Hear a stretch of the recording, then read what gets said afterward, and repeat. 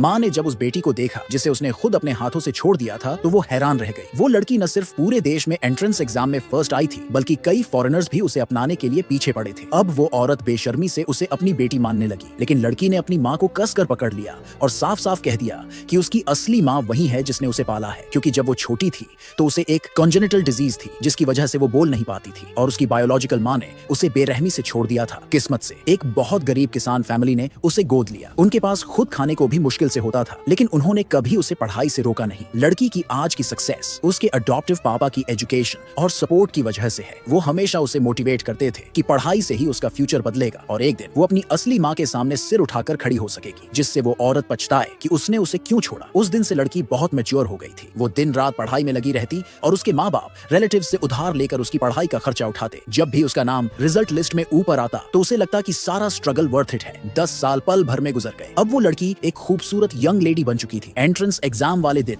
वो अपने पापा से कुछ एनकरेजिंग वर्ड सुनना चाहती थी, लेकिन वो चुपचाप बेड पर लेटे थे क्योंकि 10 मिनट पहले उनका देहांत हो चुका था। उसकी माँ को डर था कि कहीं लड़की का मनोबल ना टूट जाए, इसीलिए उन्होंने दर्द सहते हुए झूठ बोल दिया कि पापा थक कर सो रहे हैं। लेकिन लड़की को कुछ अजीब सा लगा। बचपन से उसके पापा इस दिन का इंतजार करते थे और ऐसा कभी नहीं होता कि वो कुछ न कहें। ये सोचकर वो दौड़ती हुई उनके पास गई, मच्छरदानी हटाई और उसी वक्त पापा का लाइफलेस बॉडी नीचे गिर पड़ा। उसकी माँ ने एक लंबी सांस ली और उसे जल्दी से एग्जाम देने भेजा। जैसे ही लड़की निकल गई, माँ खुद को रोक नहीं पाई और अपने पति के शरीर से लिपटकर जोर जोर से रोने लगी। 3 दिन बाद जब लड़की घर वापस आई तो उसने देखा कि उसकी माँ दरवाजे पर घुटनों के बल बैठी है, सफेद कपड़े पहने हुए। तभी उसे एहसास हुआ कि कुछ बहुत बुरा हो चुका है। वो भागती हुई पापा की बेड के पास गई, कांपते हाथों से मच्छरदानी हटाई और जैसे ही पापा का रंगहीन चेहरा देखा, ऐसा लगा जैसे उसकी पूरी दुनिया टूट गई हो। वो जमीन पर घुटनों के बल बैठ गई और रो रोकर चिल्लाने लगी, लेकिन कोई जवाब नहीं मिला। उसी रात लड़की ने खुद अपने पापा के शरीर को उठाकर श्मशान तक पहुंचाया। माँ बेटी दोनों उस कलश से लिपटकर बिलखते रहे। लड़की के दिल में एक कसम थी कि अब वो अपनी माँ को एक बहुत अच्छी जिंदगी देगी। तभी उसकी माँ ने एक नेशनल एडमिशन पोस्टर निकाला